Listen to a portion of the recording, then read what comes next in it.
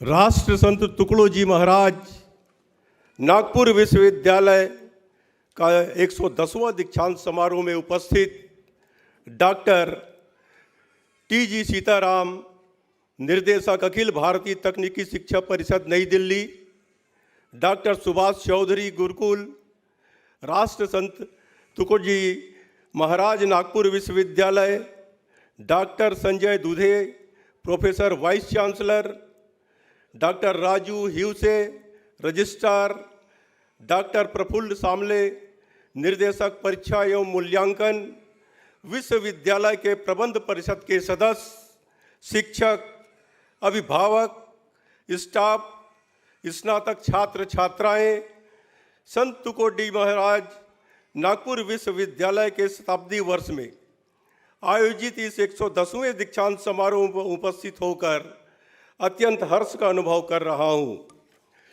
राष्ट्र संत तुकडोजी महाराज नागपुर विश्वविद्यालय के शताब्दी वर्ष में आयोजित 110वें दीक्षांत समारोह की उपस्थिति में होकर आज के इस दीक्षांत समारोह की उपाधि प्राप्त करने वाले स्नातक छात्र छात्राओं का हार्दिक अभिनंदन करता हूं और उन्हें हृदय से शुभकामनाएं देता हूं। यह दिन केवल स्नातक छात्रों के लिए ही नहीं बल्कि उनके माता पिता और शिक्षकों के लिए भी महत्वपूर्ण है। मैं इस अवसर पर उन सभी को बधाई देता हूं। महाराष्ट्र के एक महान समाज सुधारक संत तुकडोजी महाराज का नाम इसी विश्वविद्यालय से जुड़ा है। तुकडोजी महाराज एक महान देशभक्त दार्शनिक संत थे। उन्होंने अंधविश्वास को दूर करने, नागरिक भावना जगाने, नैतिक मूल्यों को स्थापित करने और हमारे गांवों को आदर्श गांव बनाने के लिए अपना जीवन समर्पित कर दिया। तुकडोजी महाराज द्वारा गाए हुए सरल और सार्थक भजनों के माध्यम से उन्होंने समाज को सुधारने और लोगों में नैतिक मूल्यों को स्थापित करने का प्रयास किया।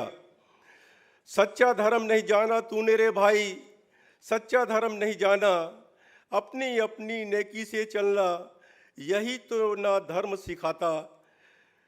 तुकडोजी महाराज कहे फिर एक दिन क्यों पाप सिर पे उठाता।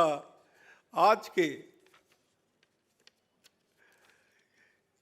इस अवसर पर राष्ट्र संत तुकडोजी महाराज के पुण्य स्मृति को अभिनंदन करता हूँ। अनेक शतकों पूर्व नागपुर गोंड राजाओं की राजधानी का शहर था। इसे गोंडवाना प्रदेश के नाम से जानते थे। आज आदिवासी समाज मुख्य धारा से दूर सामाजिक आर्थिक विपरीत परिस्थिति में जी रहा है। एक समय राज करता रहा समाज आज आर्थिक विपन्नता में जी रहा है। कॉलोनियल शक्तियां प्राकृतिक संसाधनों पर नियंत्रण चाहती थी। इससे आदिवासियों के शक्तिहीन होने की प्रक्रिया को बढ़ावा मिला। मध्य भारत देश का एक जैव विविधता क्षेत्र था। ब्रिटिश शासकों के लिए शिकार मात्र एक स्पोर्ट था। उससे प्रदेश की काफ़ी नुकसान हुआ। हमारे आदिवासियों को सशक्त बनाने और क्षेत्र की जैव विविधता को बहाल करने का प्रयास करने की चुनौती हमारे सामने है। नागपुर ये देश के एकदम मध्य में बसा देश का दिल है। मध्य प्रदेश और छत्तीसगढ़ दोनों राज्यों के लोगों के दिल में नागपुर का एक विशिष्ट स्थान है। नागपुर पुराने मध्य प्रदेश की राजधानी हुआ करता था। नागपुर विश्वविद्यालय ने देश को शीर्ष न्यायविद, वकील, सांसद, सामाजिक कार्यकर्ता और जीवन के विभिन्न क्षेत्रों के लोग दिए हैं। नागपुर और विदर्भ क्षेत्र खनिज संसाधनों के लिए जाने जाते हैं, लेकिन मैं नागपुर को विभिन्नता क्षेत्रों में नक्षत्रों की खान के रूप में देखता हूँ। इस विश्वविद्यालय ने देश के पूर्व प्रधानमंत्री वी नरसिम्हा राव को दिए, पूर्व उपराष्ट्रपति जस्टिस एम हिदायतुल्ला, सर्वोच्च न्यायालय के प्रधान न्यायाधीश जस्टिस शरद बोबडे, पंजाब के राज्यपाल बनवारी लाल पुरोहित, केंद्रीय मंत्री नितिन गडकरी, उप मुख्यमंत्री देवेंद्र फडणवीस, पूर्व राज्य मंत्री तथा सांसद डॉक्टर श्रीकांत चिचकार, हिंदुस्तानी शास्त्रीय गायक पंडित उल्लास कसालकर, फिल्म स्टार सोनू सूद, निर्माता राजू हिरानी, पूर्व मंत्री NKP साल्वे, कवि सुरेश भट्ट, कवि ग्रेस जैसे कई दिग्गज इस भूमि ने दिए हैं। विश्वविद्यालय के अनेक पूर्व छात्राओं ने विभिन्न क्षेत्रों में देश में अनुपम योगदान दिया है। आज आर्मी के chief of staff general Manoj Pande भी नागपुर से हैं। नागपुर के अनेक पत्रकार आज देश तथा राज्य में अपना अहम योगदान दे रहे हैं। आप सभी सौभाग्यशाली हैं कि ऐसे अनेक दिग्गज आपके सामने रोल मॉडल के रूप में हैं। मित्रों, ज्ञान धन है और यह धन के सभी रूपों से सबसे अच्छा है। जैसा कि प्रसिद्ध कहावत है कि इसे चोरों द्वारा चुराया नहीं जा सकता, राजाओं द्वारा जब्त नहीं किया जा सकता, इसे भाइयों में विभाजित नहीं किया जा सकता और इसे ले जाना भी भारी नहीं है। इसे जितना खर्च किया जाता है यह उतना ही फलता फूलता है। इसलिए ज्ञान का धन सभी प्रकार के धन में सबसे महत्वपूर्ण है। ज्ञान वह नींव है जिस पर प्रत्येक व्यक्ति का चरित्र निर्मित होता है। स्वामी विवेकानंद ने कहा था, शिक्षा मनुष्य के भीतर पहले से ही अस्तित्व में है, ऐसी पूर्णता की अभिव्यक्ति है। शिक्षित युवकों को सही दिशा दी जाए तो वे इतिहास की धारा में क्रांतिकारी परिवर्तन ला सकते हैं। राष्ट्रीय शिक्षा नीति 2020 का लक्ष्य यही है। नई नीति वर्तमान की उभरती जरूरतों के लिए प्रासंगिक अनुसंधान, कौशल के आधार पर एक आधुनिक शिक्षा प्रणाली को लागू करना चाहती है। साथ ही भविष्य के दृष्टिकोण के अनुरूप यह अपने कार्य क्षेत्र में हमारी समृद्ध सांस्कृतिक विरासत को भी शामिल करेगा। यह नीति नैतिक मूल्यों को विकसित करने और भारतीय संस्कृति की समझ को बढ़ावा देने पर केंद्रित है। मुझे विश्वास है कि इस नीति के कार्यान्वयन से आधुनिक शिक्षा एवं शिक्षा के युग का सूत्रपात होगा। यह शोधकर्ताओं और विभिन्न पेशेवरों की एक पीढ़ी तैयार करेगा जो हमारे देश को हमारी राष्ट्रीय आकांक्षाओं के अनुरूप विकास की महान ऊंचाइयों पर ले जाएगा। महाराष्ट्र सरकार ने आगामी शैक्षणिक वर्ष से राष्ट्रीय शिक्षा नीति को लागू करने का निर्णय लिया है। मैं कामना और आशा करता हूं कि राष्ट्रसंघ तुकडोजी महाराज नागपुर विश्वविद्यालय इस नीति के प्रभावी कार्यान्वयन के लिए ऐसे मानक स्थापित करेगा जो अन्य विश्वविद्यालयों के अनुसरण के लिए एक उदाहरण होगा। एक शताब्दी पुराने विश्वविद्यालय के रूप में राष्ट्रसंघ तुकडोजी महाराज नागपुर विश्वविद्यालय विभिन्न विभागों में उत्कृष्टता के लिए जाना जाता है। विश्वविद्यालय ने अपने सदियों पुराने अस्तित्व के दौरान कुछ बेहतरीन विभागों का निर्माण किया है। विधि विभाग, फार्मेसी विभाग, पत्रकारिता विभाग, लक्ष्मी नारायण प्रौद्योगिकी संस्थान, NIT उत्कृष्टता के कुछ सबसे प्रसिद्ध केंद्र हैं। यदि आपके पास एक समर्पित संस्था प्रमुख और शिक्षक है तो किसी भी विभाग को उत्कृष्टता क्षेत्र के केंद्र में बदला जा सकता है। मैं कामना और आशा करता हूं कि विश्वविद्यालय अपने विभिन्न विभागों और महाविद्यालयों की पहचान करेगा, उनका पोषण करेगा और उन्हें उत्कृष्टता केंद्रों में रूपांतरित करेगा। दुनिया एक बड़े जनसांख्यिकी संक्रमण के दौर से गुजर रही है। भारत 29 वर्ष की औसत आयु के साथ दुनिया का सबसे युवा देश बनकर उभरा है। Japan, Germany, Italy, France, Romania, पुर्तगाल जैसे दुनिया के कई देश बूढ़े हो रहे हैं। ये देश युवा और कुशल जनशक्ति की अपनी आवश्यकताओं को पूरा करने के लिए भारत की ओर देख रहे हैं। हाल ही में एक जर्मन राजनयिक ने मुझे बताया कि जर्मनी को हर साल कम से कम 4 लाख कुशल युवाओं की आवश्यकता होगी। वे नर्सों, इलेक्ट्रीशियन और यहाँ तक कि कसाईयों की भारी कमी का सामना कर रहे हैं।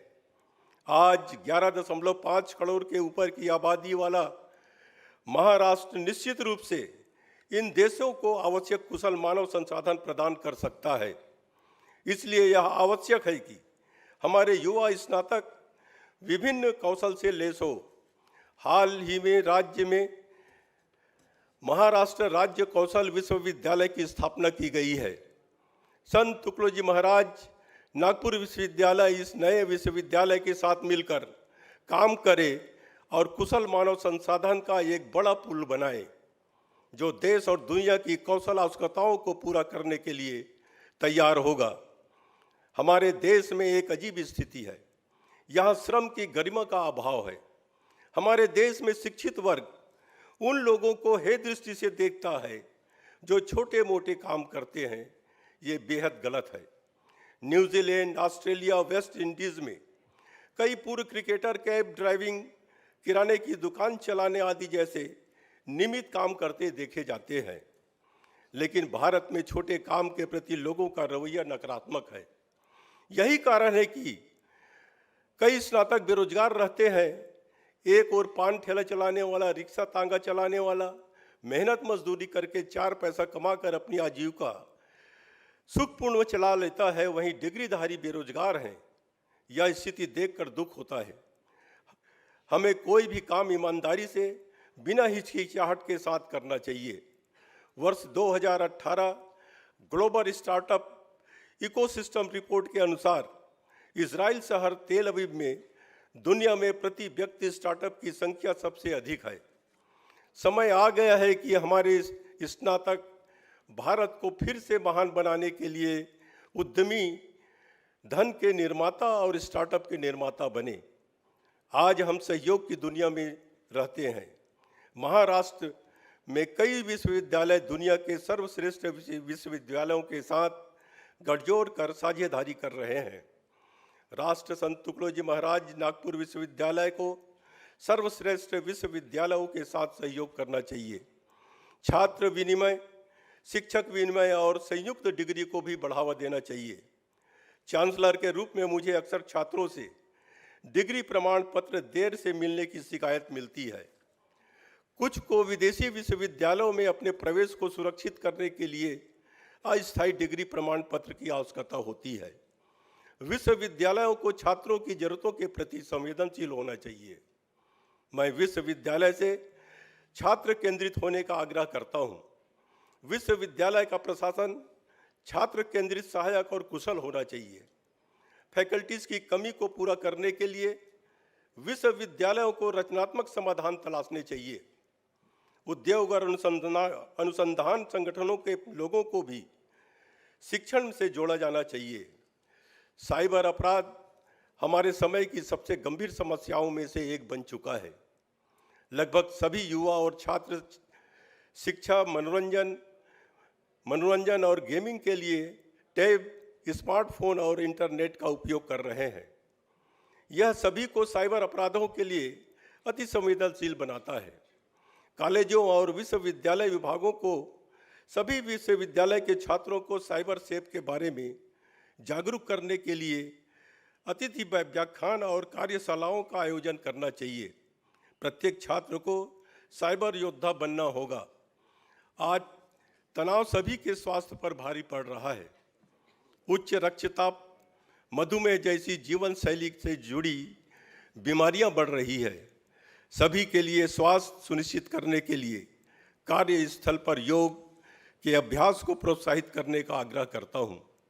भाइयों और बहनों, ज्ञान मनुष्य को अंधकार से मुक्त करता है। शिक्षा एक व्रत है, एक साधना है। ज्ञान अर्जन एक धर्म है। विद्यापीठ एक तीर्थ स्थल है। विद्यार्थी को जीवन भर ज्ञान अर्जन हेतु लालायित रहना चाहिए। सभी स्नातक छात्रों को बधाई देते हुए मैं आपसे आजीवन विद्यार्थी बने रहने की अपील करता हूं। अपने समर्पित कार्य के माध्यम से राष्ट्र की सेवा करें और उन लोगों की सहायता करने का प्रयास करें जिन्हें आपकी सहायता और समर्थन की आवश्यकता है। मैं राष्ट्र संत तुकडोजी महाराज नागपुर विश्वविद्यालय को राष्ट्र के लिए सेवाओं के लिए बधाई देता हूं और सभी स्नातक छात्रों के बेहतर और उज्जवल भविष्य की कामना करता हूं। जय हिंद, जय महाराष्ट्र।